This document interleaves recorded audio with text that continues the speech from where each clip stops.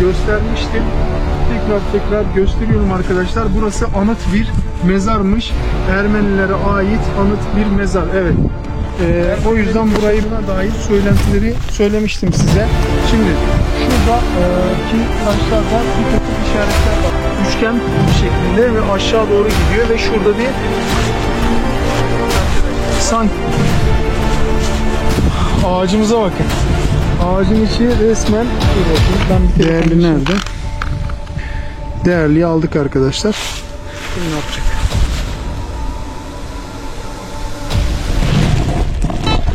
Şöyle zemin ayarımızı görebilirsiniz arkadaşlar. Şöyle net bir şekilde zemin ayarı tamamen aldım. Değersiz oldu. Oha. Değerli oldu. İsimler var.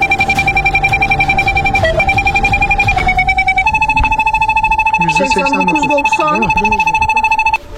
Şu nokta. İşte görüyor musun? Harbi diyorum çıktı. Arkadaşlar yeni videomuza hoş geldiniz. Yine güzel bir bölgeden herkese kucak dolusu selam gönderiyorum arkadaşlar. Güzel bir keşif olacağına inancım olduğu kadar itimadım da yüksek diyelim. Çünkü gelmiş olduğumuz bölge daha önce ne yapmıştık? Ziyaret etmiştik değil mi? Ziyaret etmiş olduğumuz güzel bir bölge arkadaşlar. Bölgeyi merak ediyorsunuzdur belki. Hemen bölgeyi size hatırlatacak cümleleri kuruyorum. Arkadaşlar daha önce buraya geldiğimizde ne demiştik? Bura hakkında. Burası eski Ermenilere ait bir bölge. Eski Ermenilerin yaşamış olduğu muazzam güzellikte bir bölge. Ermeniler buraya zamanında arkadaşlar ne diyorlarmış? Dedeler bölgesi diyorlarmış arkadaşlar. Burası dedeler mevki. Ermenilerin deyimiyle burası eski dedeler mevki. Ermeniler kendi atalarına ait bu bölgede uzun yıllar hüküm sürmüşler arkadaşlar ve birçok ailenin kabilenin diyeyim onların böyle öbek öbek yaşadığı kabilenin de burada ikametgah ettiğine dair rivayetler var arkadaşlar. Biz de ne yaptık? Bu bölgeye geldik. Şimdi Ermenilerin kendilerinin din adamları, en üstün din adamlarına ait bir de mezarları var arkadaşlar. Hangi mezar? Şöyle gösterelim. Mezarımızda gösterelim. Burayı tam manasıyla simgeleyen bir mezar arkadaşlar. Burası eski Ermenilerin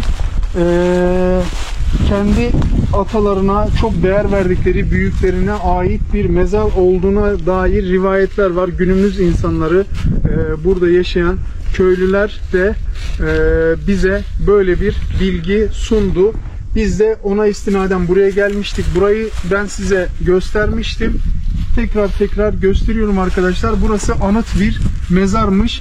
Ermenilere ait anıt bir mezar. Evet. O yüzden burayı böyle taşlarla kapatmışlar.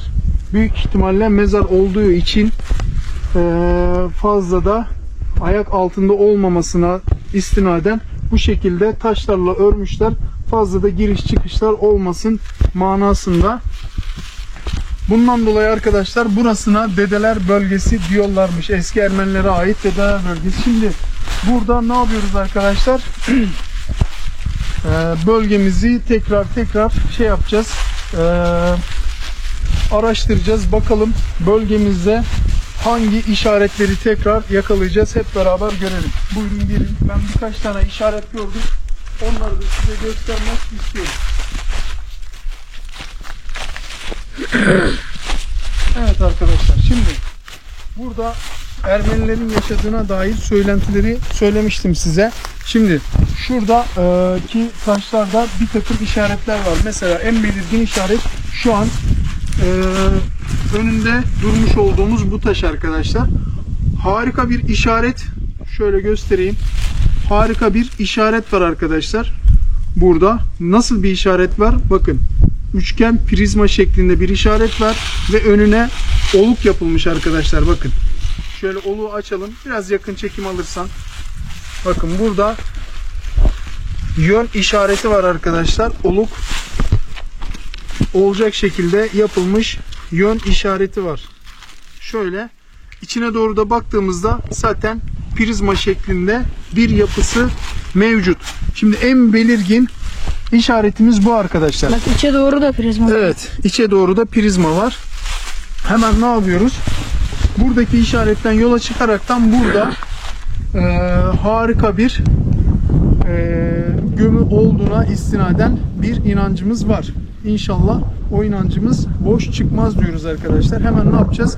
Etraftaki diğer işaretleri de hemen hızlı bir şekilde bulmaya çalışacağız. İnşallah bulabiliriz. Bulursak eğer burada muazzam bir define olduğuna istinaden içimde büyük bir his var. İnşallah güzel bir işaret, sinyal yakalarız diyorum. Doğru mu? İşaret ama çok güzel değil mi? Aynen baba. Bakın. Şöyle ve şöyle üçgen şeklinde ve aşağı doğru gidiyor ve şurada bir sanki harika bir işaret koymuşlar prizma şeklinde. Hemen sağa sola bakalım. Tabii ki cihazlarımı hemen aktive edeceğim ama aktive etmeden önce gözle görülür işaretleri yakalamaya çalışıyoruz arkadaşlar. Evet, şurada bir tane daha neyimiz var? Bak, kayamız var. Bu kasa kapağına benziyor, doğru mu? Aynen baba. Bak şurada bir kasa kapağı şeklinde bir taşımız var, orta şeklinde. Sanki 3 tane taşı birleştirmişler.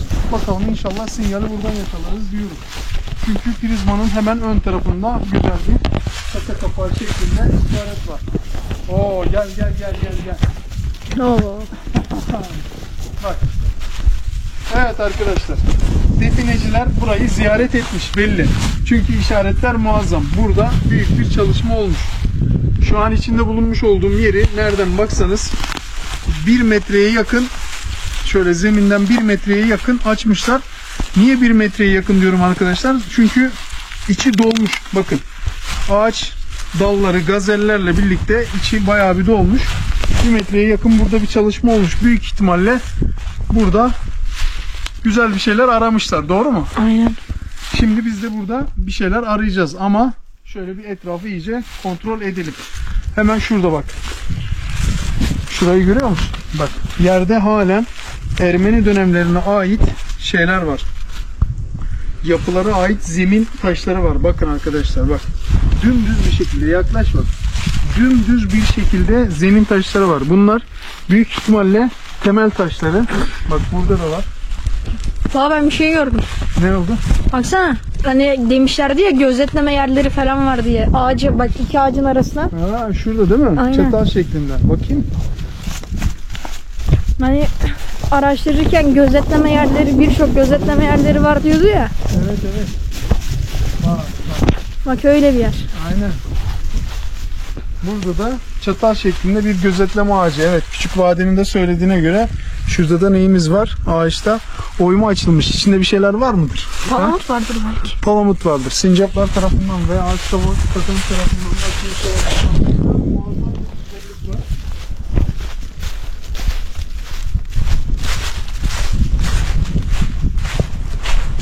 Oo. Evet arkadaşlar, bakın. Ağacımıza bakın. Ağacın içi resmen, dur bakayım, ben bir telefonun ışığını açayım. Ver ya da sen telefonu ver. Şöyle bir açalım. Aşağı doğru bir bakalım. Yak bakalım ışığı. Yaktın mı? Aşağı doğru bir tut. Evet arkadaşlar, ağacımızın içi muazzam güzellikte bir oyuk var. Yukarı doğru bir şeyler var mı? Yukarı doğru da oyuk devam ediyor arkadaşlar. Evet, bir insan rahatlıkla buraya girebilir arkadaşlar. Öyle söyleyeyim size. Gerçekten de bir insan rahatlıkla girebilir. Acaba oyuk çıkışı nereden? Evet, şu yukarı kısımdan olması lazım. Oyuk çıkışı. Şurada. Bak, orada oyuk çıkışı var. Değil mi? Farkında mısın? Bir de orası çok koyu bir şekilde ceviz falan kokuyor. Ceviz kokuyor. Aynen. Evet. Sincapların uğrak yeri olmuş artık. Aynen. Gel bakalım. Şuradaki zemin kaplamalarını da biraz kontrol edelim. Daha sonra cihazlarımızla etrafa bir bakınalım. Olmaz mı? Hı hı. Çatal olan ağaç da güzelmiş bu arada, değil mi? Bak şurada da var bir tane. Evet. O da öyle. Baksana. Çatal gibi. şöyle. Tam bir çatal yani. Bak Ben çatalın arasına geçtim de şu manzarayı görsene. gel.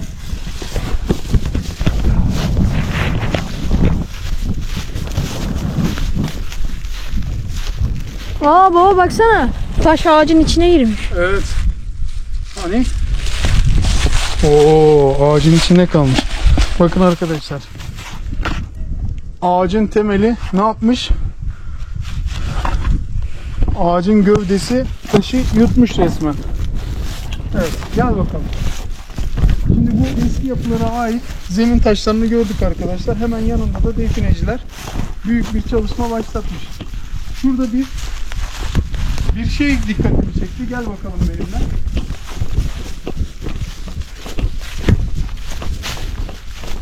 Şimdi bu noktada bir şeyler dikkatimi çekti arkadaşlar. Onu hemen size söylüyorum. Şuradaki taşlar, bakın buradaki üstüne bulunmuş olduğum taşlar mezar taşlarına benziyor. Evet, buradaki taşlar mezar taşlarına benziyor arkadaşlar. Şimdi mezar taşları ne alaka derseniz, Ermeniler biliyorsunuz yerleşim yerlerine yakın noktalara kendi mezarlarını defin olarak yapıyorlardı. Yani hem yerleşim yeri hem de aynı bizim sistem. Köyümüzün yakınlarında nasıl mezarlıklarımız var, Ermeniler de aynı sistemde bir yaşam şekline sahiptiler. O yüzden buradaki taşların çoğu bana mezara anımsatıyor arkadaşlar. Mezar yapısı gibi görünüyor. Yanılıyor muyum? Sizin de yorumlarınızı bekliyorum. Yorumlarda buluşalım bu konuyla alakalı.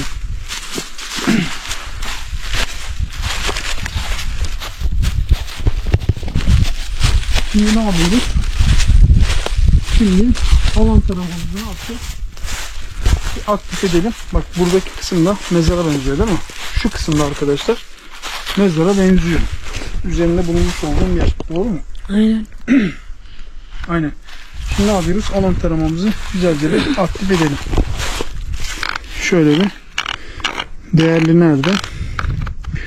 Değerliyi aldık arkadaşlar. Değerli de bir çalıştıralım bakayım ne diyecek. Hadi bakalım.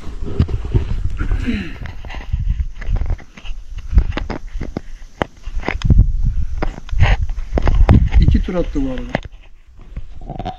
Çok net bir duruş yaptı.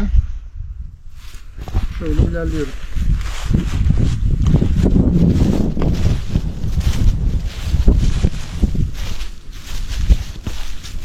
Bak, definecinin çalıştığı yere geldi. Oo. Bak, şu noktada sinyali aldık. Gördün mü? Aynen. Harika bir sinyal yakaladık. Bak. Farklı bir açıdan geleyim bakayım. Ne şuradan gelelim.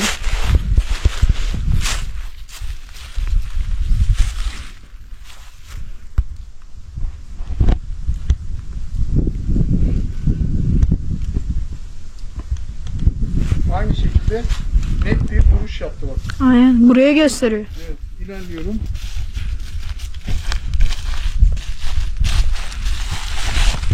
Evet. Bak tam senin boyundan çekiyor sinyali. Yukarıdayken başlıyor dönmeye. Değil mi? Bak burada harika bir sinyal yakaladı. Ne yapıyoruz? Şimdi altında değerli de bir sinyal yakaladı. Şunu bir de oksit kısmını alalım. Oksitte bir daha bakıyorum. Hemen kaldırıyorum arkadaşlar.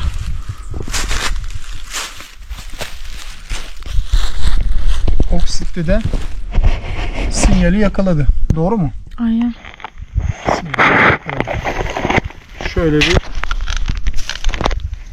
boşluğa bakıyorum. Boşlukta kaldıralım bakayım ne yapacak.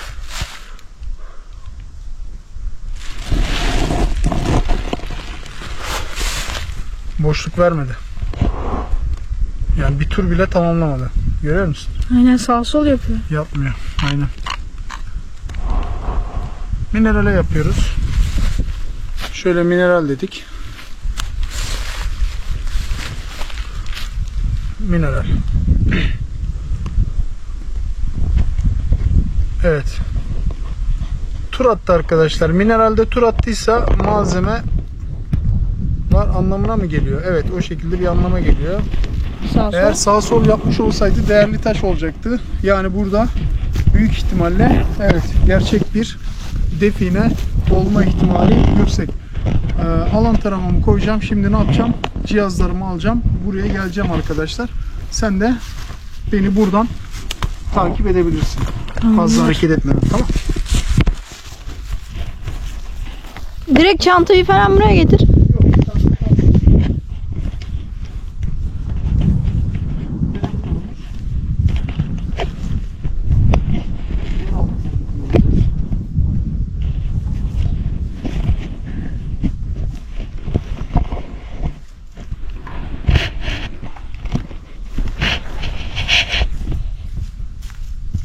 Tüm takım taklavatı yanımıza çekelim. Uğraşmayalım, doğru mu? Aynen.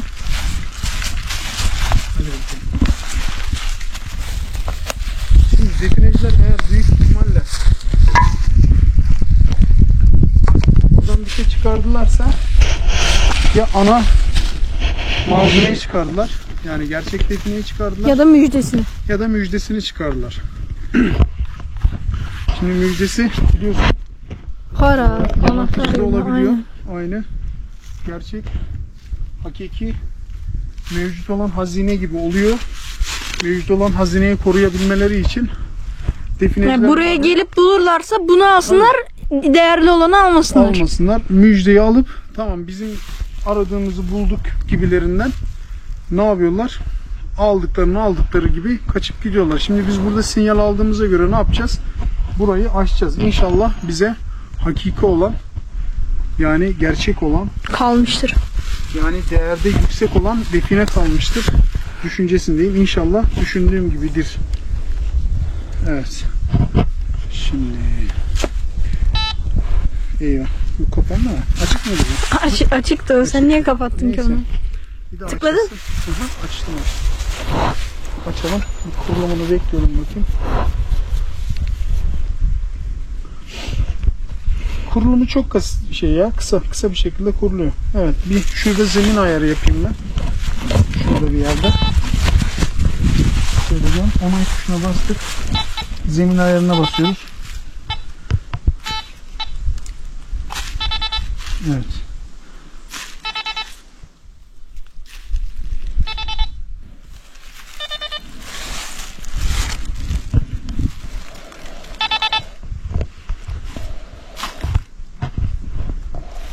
Evet, zemin ayarımızı tamamladık.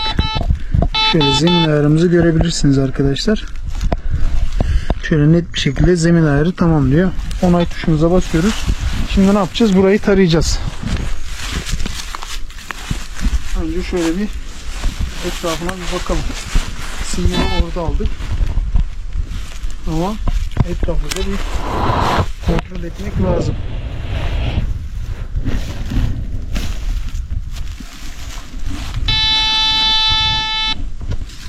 Bak burada bir yerde gene sinyal çekti.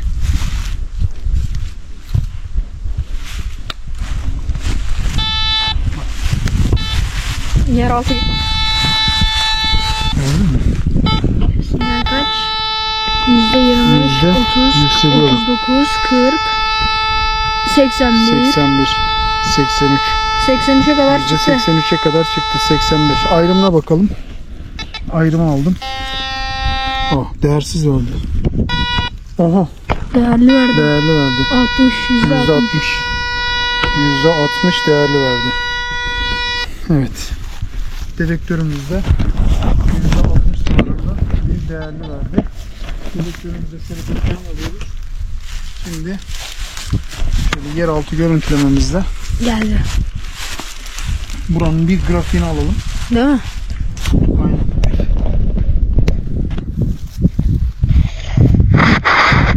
Önce canlı tarama diyelim. Bir dakika. Diyelim. Bağlandı. Tabii cihazı açmamız lazım. Açtık. Canlı tarama. Şöyle kalibrasyon yapalım. Al bakalım. Yan taraftan sesini açabilirsin.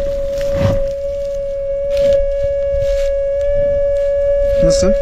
Güzel. Şu an 23'lerde. Kırmızı var mı? Kırmızı. Yok. Yeşil, turuncu, sarı arasında ilerliyor. Boşluk. 25.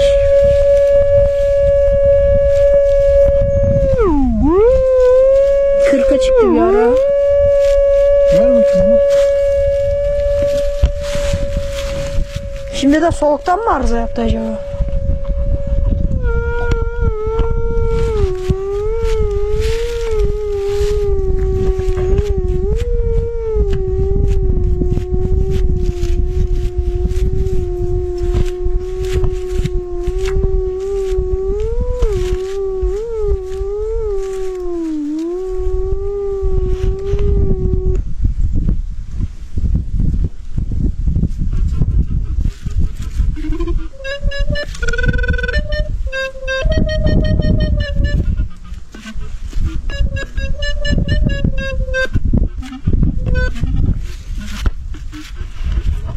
Bir aç kapı yapsana baba. Yapacağım.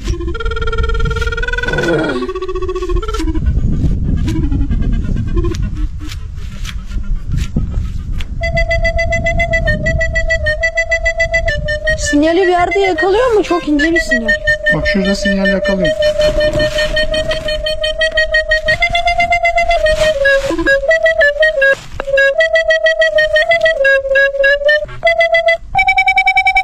Kaç oldu? 70.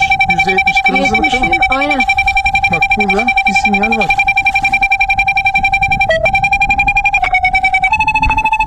%89. 90. Değil mi?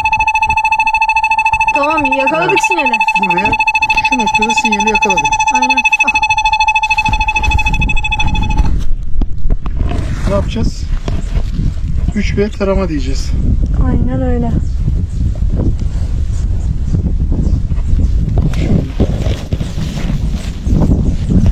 Şuradan başlayalım.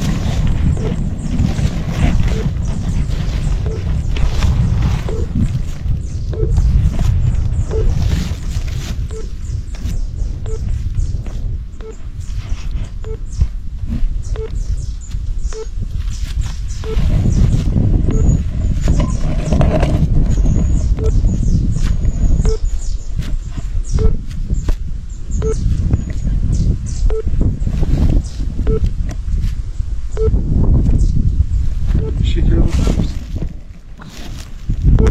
Ver bakayım. Bir daha nerede kaldı? Tamam.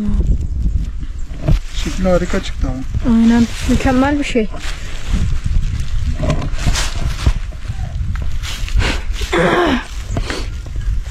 Şöyle bak. Şurada. Değerlere bakalım. Aslında şu, Bak şurada çok koyu bir kırmızılık var. evet, koyu kırmızılığın olduğu yerde de derin bir Hemen yanında. sanki Aynen. su kuyusuna benzer bir kuyu vardı ama. Aynen.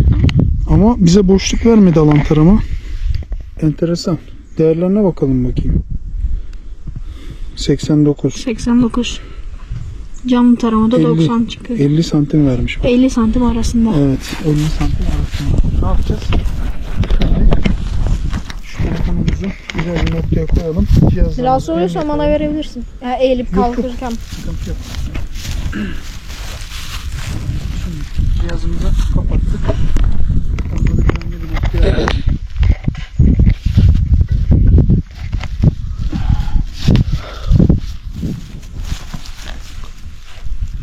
Şaşırdım bugün ha.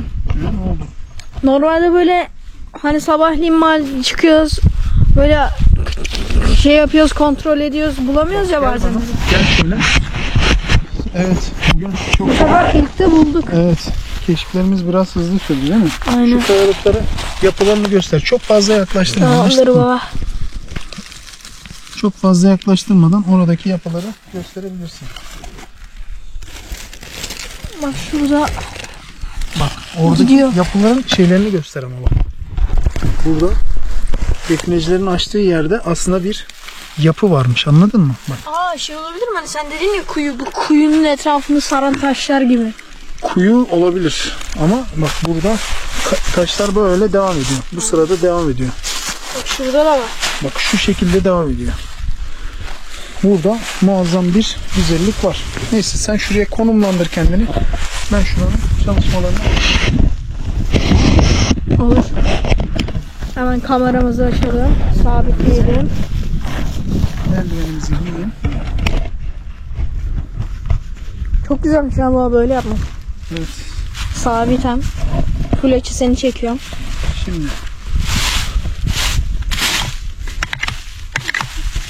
Bak taşlar devam ediyor. Taşlar devam ediyor. taş var.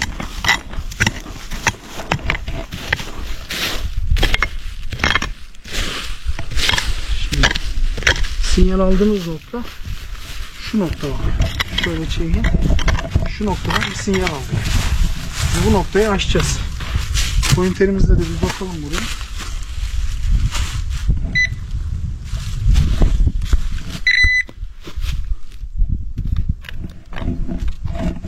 Pointerimizle de kontrollerimizi sağlayalım. Evet. Hadi bakalım ya bismillah.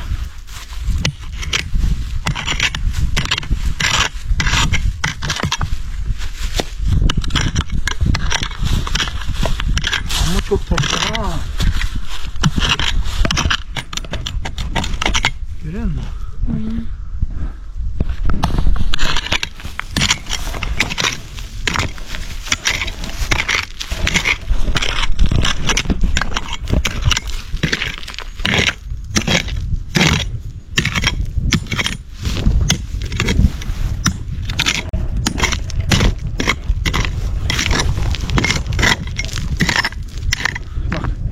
Bu taşların çoğu ne de anlama geliyor biliyor musun? Ne anlamı geliyor baba? Ermeniler bu zamanında burada yerleşim halindeyken bunlar büyük ihtimalle onların yaşamış olduğu evlerin temel taşlarıymış. Evet, zeminlere döşedikten sonra üzerlerine de sağlam evler çıkmışlar ama enkazlardan maalesef hiçbir şey kalmamış. Görüyor musun? Hemen hemen taş ve toprakla harmanlanmış bir şekilde bayağı bir bak oksite bak. Oksite görüyor musun? Bu herhalde yerleşmelerin nedeni su gibi kaynaklara daha yakın olmasından olabilir mi? Burada su kaynakları da fazla dediğin gibi. Çünkü baksana yakında da yeni yerleşim yerleri var. Aynen aşağıda bir tane köy var mesela. Zaten o köydeki konuştuğumuz kişiler rivayetler Aynen. söylemişti. Biz de bunların rivayetlerine göre buraya gelmiştik. İlk geldiğimizde çok ne bulmuştuk? Ermenilere ait paralar bulmuştuk değil mi? Gene mezar şeklinde bir iş yapı vardı şu aşağı tarafta. Aynen. Doğru mu? Hatırlıyorsun değil mi? Biliyorum. Hatta ağaç kovuklarına falan bakmıştık. Evet.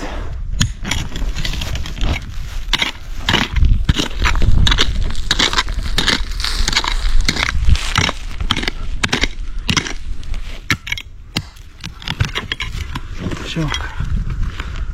Görüyor musun? Görüyorum.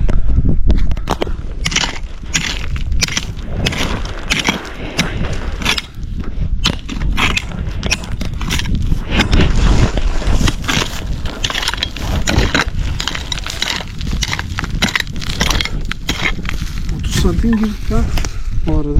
Aynen. Bir kontrol edelim mi? Edelim. Bak şurada bir boşluk var. Değil mi? Ses duyuyor musun? Sese bak. Duydum.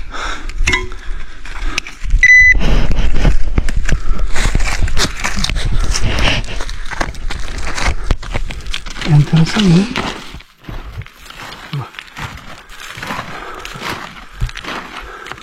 Aslında %80'i toprak ama taşla harmanlandığı için sanki tamamı taşmış gibi duruyor değil mi? Baksana vurduğunda acayip bir ses geliyor. Aynen.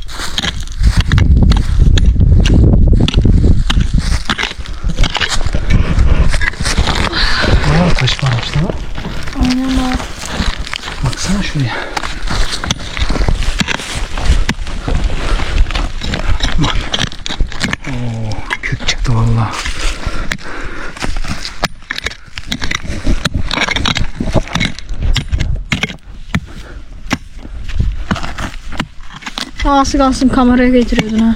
Valla.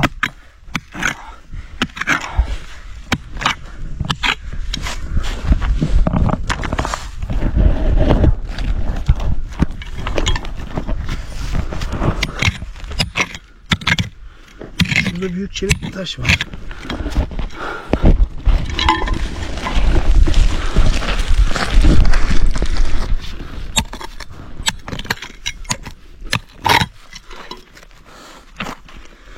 Şunu alalım.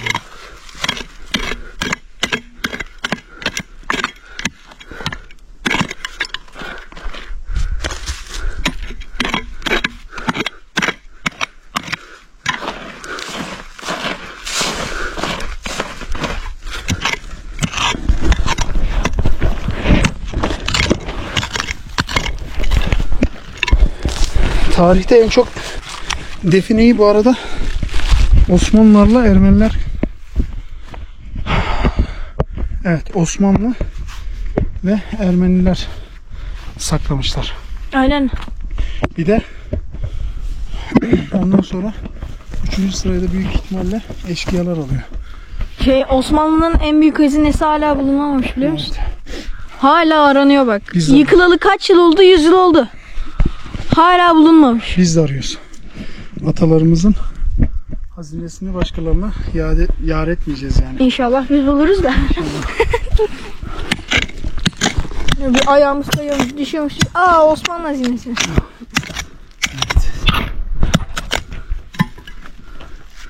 Şey nerede? Pointer. Senin orada mıydı? Yanında mıydı? Ver. Burada. Ver bakalım.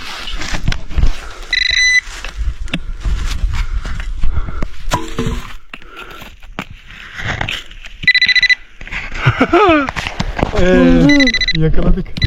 Sinyali bulduk. Bu noktada çekiyor. Bak, yakalıyor yakalamıyor.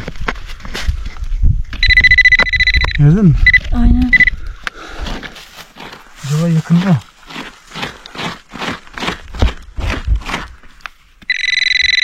Vallahi yaklaştı. He? Aynen öyle.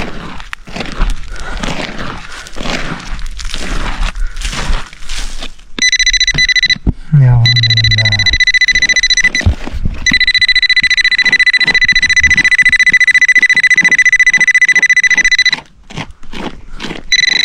Bak burada coşuyor.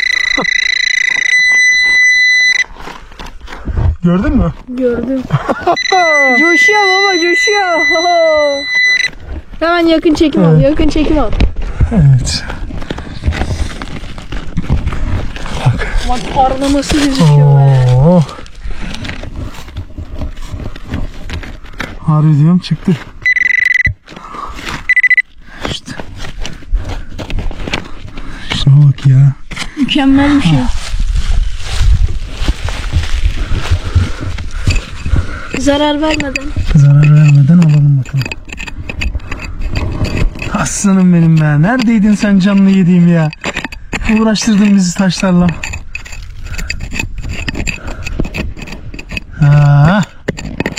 İşte bu. Gel bakalım.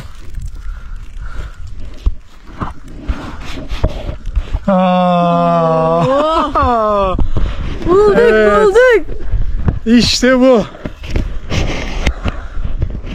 Harika.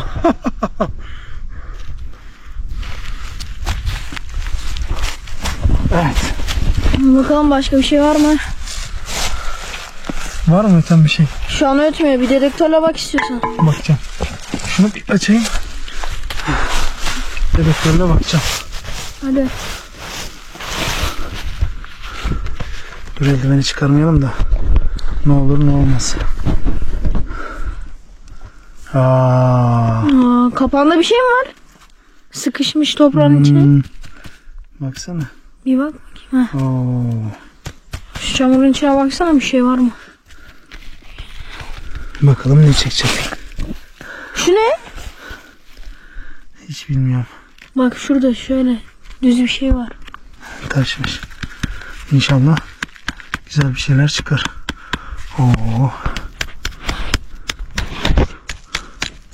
Oo, fırladı içine bak, içine bak, içine Dolu bak. dolu. İçine bak. İçi dolu. Dolu dolu. Oh. Şuna bak, şuna. Oh. Oo. Mükemmel. Evet. Harika bir şey bulduk. İşte bu. Baksana hiç de daha hiç paslanmamış, kirlenmemiş. Evet. Aa, bak. Ama üzerindeki işlemelere baksana. Aynen, çok eski. Evet. Ama Osmanlıca gibi lan. Aa, paralara bakalım neyce. Eşkıya iş olmasın lan bu? Olabilir. He? Olabilir. Ha, Ermeni bölgesinde eşkıya definesi. Vay. Olabilir vallahi. Şuna bak. Hii, bak bu Ermeni parası. Görüyor musun? Aynen. Oo. 1, 2, 3. Bak Ermeni. 4, 5, 6, 7, 8, 9, 10, 11, 12, 13, 14, 15, 16, 17, 18, 19, 20, 21, 22, 23, 24, 25, 26. Var mı başka bir şey? Bak bakayım. Topraklara bak 26. bak, geri doğru attığın içine gidebilir. Yok. 26 adet 26. Ermeni parası. 26 adet eşkıya parası diyelim. Aynen. Ermeni dönemlerine ait bölgede arkadaşlar eşkıyaya ait bir define bulduk. Çünkü karışık paralarla dolu. Ermeni dönemine ait para da var. Roma dönemine ait para da var arkadaşlar. Bakın şöyle. İkisini de göstermeye çalışacağım. Evet. Şuradan 2 tane alalım.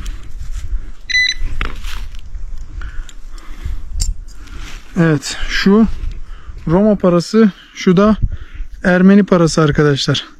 İkisi de mevcut. Büyük ihtimalle eşkıya definesi olma ihtimali yüksek. Çünkü bu da Osmanlı el yazılarıyla donatılmış bir sanduka gibi bir şey. Sandıkçık. Evet, harika. Evet, şimdi burayı tekrar kontrol edelim. Dedektörümüzle. Dedektörümüz nerede? Dedektör buhar yapmış. Evet. Şimdi dedektörümüzü bir çalıştıralım.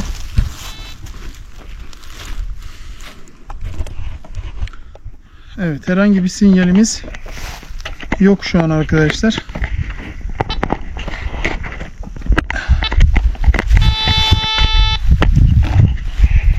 Ne diyoruz arkadaşlar? Definecilerin büyük ihtimalle müjdesini alıp gittiği bölgede harika bir define yakaladık diyoruz.